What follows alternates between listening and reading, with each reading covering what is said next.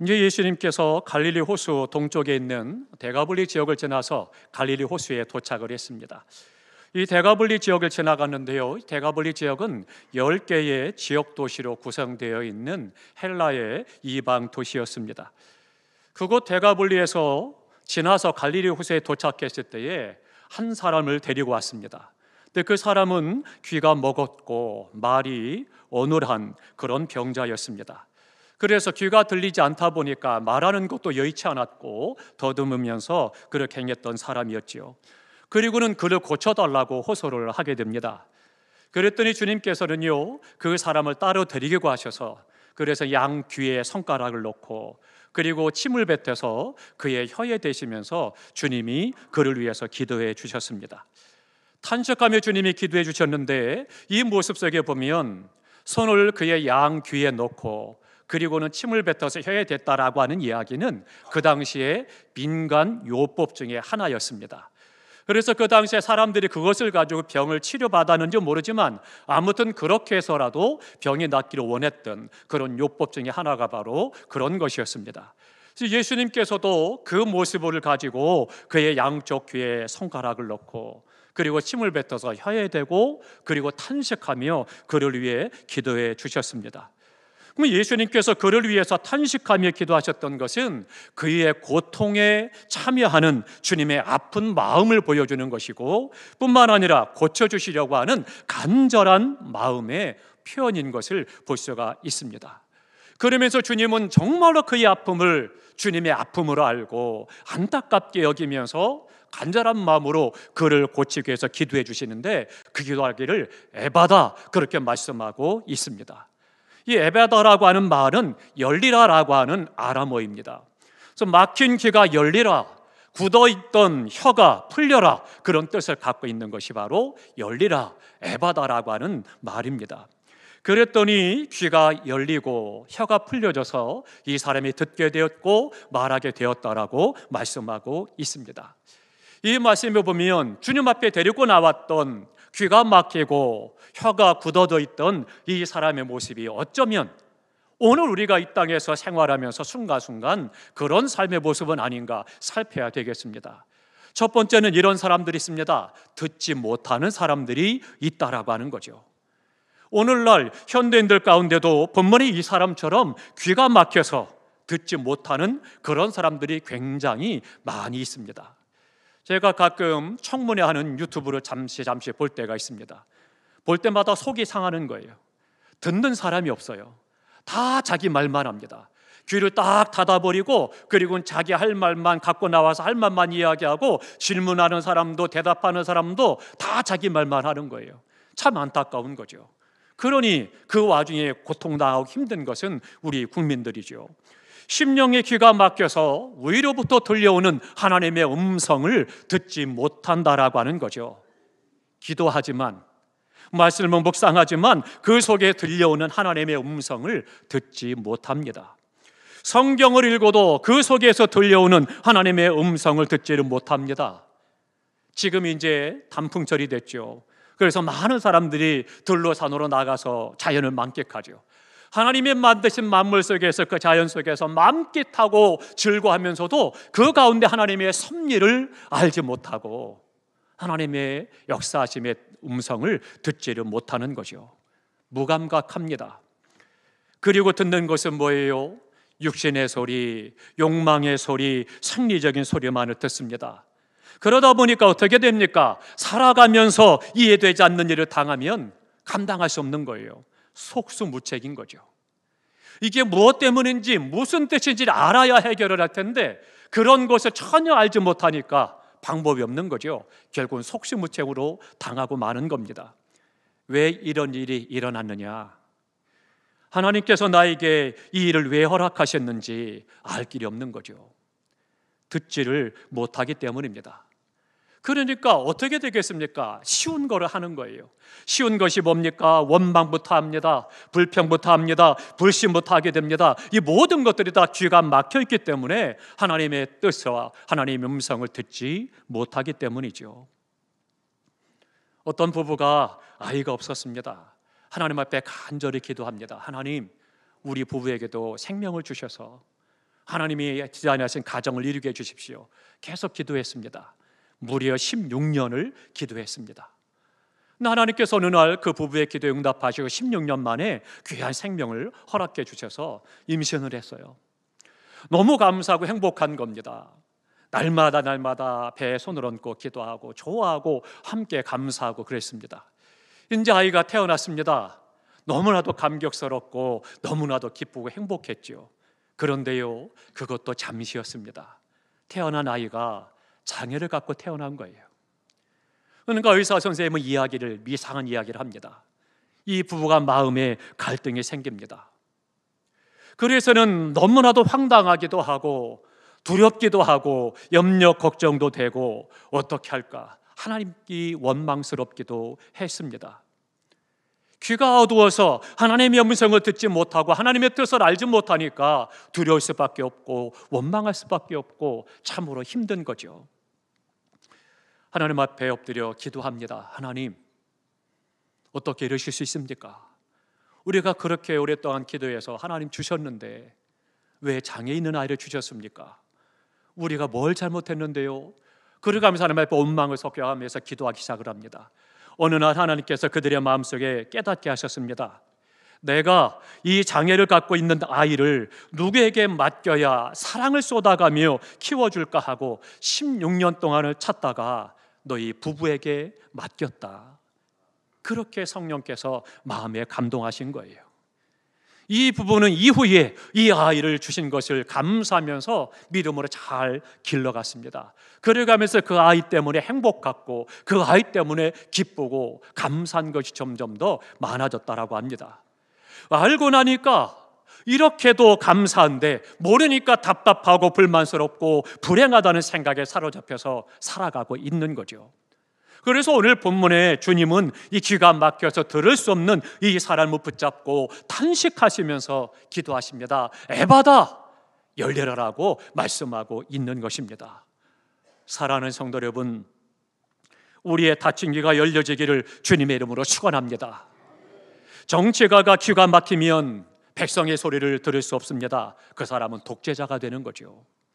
지식 있는 사람이 자기의 소리를, 양심의 소리를 듣지 못하면 교만해지는 겁니다. 인간이 귀가 어두워지면 하나님의 음성을 듣지 못하기 때문에 속물이 되는 거예요. 귀가 열려서 하나님의 음성을 들을 수 있기를 주님의 이름으로 축원합니다.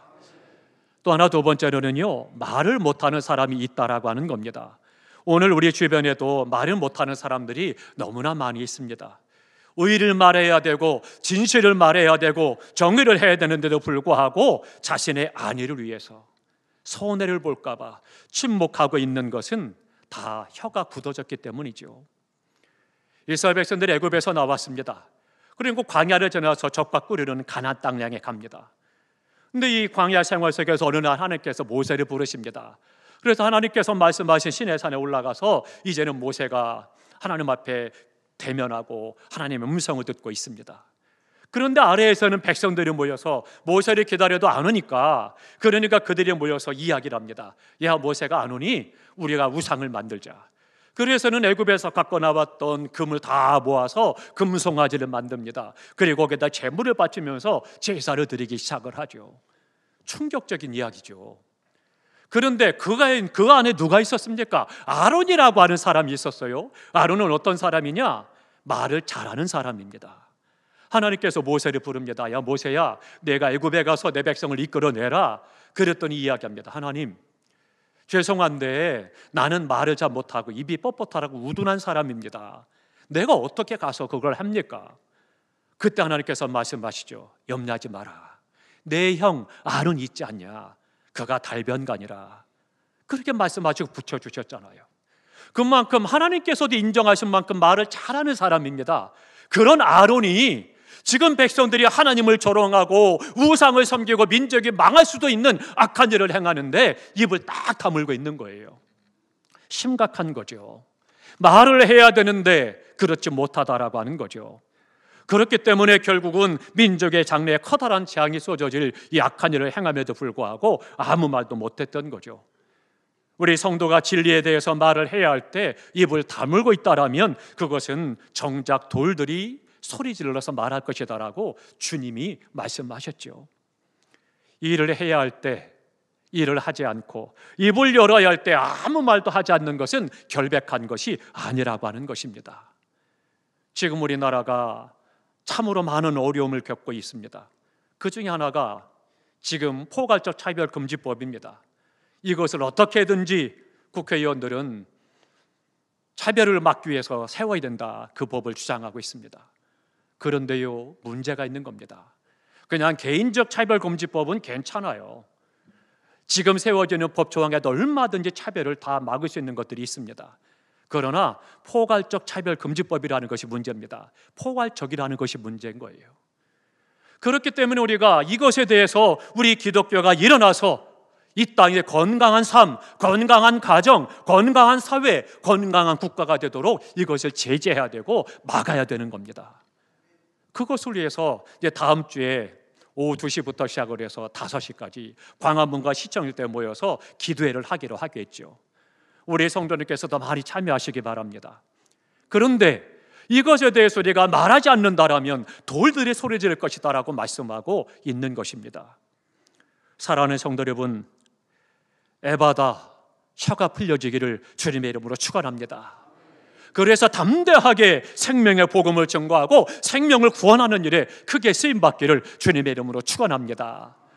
우리가 이곳에서 전도 축제를 하면서 우리 성도들이 뜨거운 사랑을 가지고 열심히 복음을 전하고 복음을 전하는데도 전도하지 못해서 안타까워하는 모습 보니까 얼마나 감사한지요, 얼마나 감격스러운지 모릅니다. 정말 하나님께서 기뻐하시는 것입니다.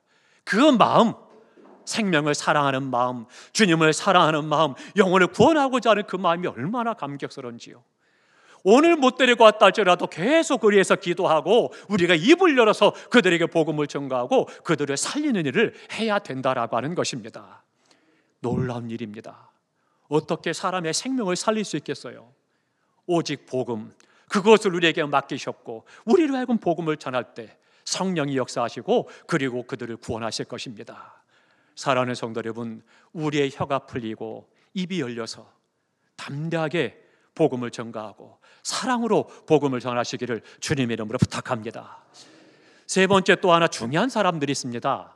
마음을 닫아버린 사람들이 있다라고 하는 거죠. 듣지 못할 수도 있습니다. 말하지 못할 수도 있습니다. 근데 안타깝지만 정작 가장 안타까운 사람은 마음의 문을 꼭 닫아버린 사람들입니다. 이것은 비극입니다. 듣지 못하고 말을 못하니까 오해하기 쉽습니다. 다른 사람이 나를 흉보는 것 같고 나를 뭐라고 하는 것 같고 수근수근하는 것 같고 피해의식을 갖게 되고 그래서 교통하는 것이 어려워지고 그러다 보니까 안으로 자꾸 혼자만 그렇게 숨는 그런 일들이 많이 있는 거죠. 그래서 주님은 말씀합니다. 에바다, 열려라, 마음이 열리기를 말씀하고 있는 것입니다. 사람이요, 마음의 문을 닫아버리고 살아가면 불행해집니다.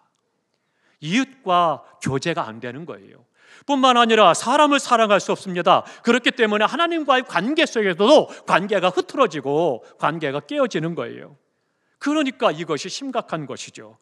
이것은 굉장히 큰 비극이 된다라고 하는 거죠. 그런데 안타깝게도 이 비극 속에 빠져 있는 사람이 너무나도 많이 있다라고 하는 겁니다. 현대인들의 특징 가운데 바로 그런 것이 있습니다.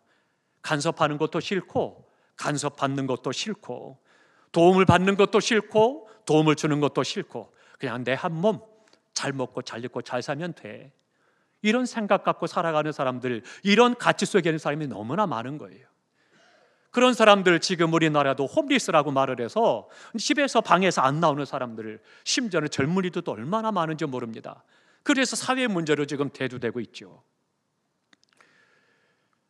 이보다 더 큰 비극이 어디 있겠습니까? 가장 큰 비극은요, 하나님을 알려고도 하지 않고 하나님을 필요로 하지도 않는 것, 이것은 영원한 생명이 달렸기 때문에 가장 큰 비극이 되는 겁니다. 하나님을 향해서까지 마음을 굳게 닫아버리고 살아가는 사람은 방법이 없는 거예요. 구제할 방법, 구원할 방법이 없는 겁니다. 구제불능이 되는 거죠. 마음문을 굳게 닫고 열려고 하지도 않고 섬처럼 그렇게 살아가는 삶, 그것이 어떻게 인생이 되고 복된 삶이 될 수 있겠습니까? 얼마나 불행한지요. 우리 주님은 간절하게 외치십니다. 에바다, 열려라. 귀가 열리고 입이 열리고 마음이 열리기를 위해서 기도해 주신 것이죠. 그랬더니 그 영혼이 귀가 열리고 혀가 풀려서 듣게 되고 말을 하게 되었다라고 말씀하고 있습니다. 귀가 열려서 무엇보다 하나님의 음성을 들을 수 있기를 주님의 이름으로 축원합니다. 우리의 입이 열려서 생명을 구원하는 생명의 말씀을 전할 수 있기를 주님의 이름으로 축원합니다. 열린 가슴을 가지고 서로를 사랑하며 함께 땀 흘리고 살을 부대껴가면서 사람다운 삶을 살아가며 서로 도와가며 사랑하며 하나님께 영광을 드리는 삶을 살아갈 수 있기를 주님의 이름으로 축원합니다.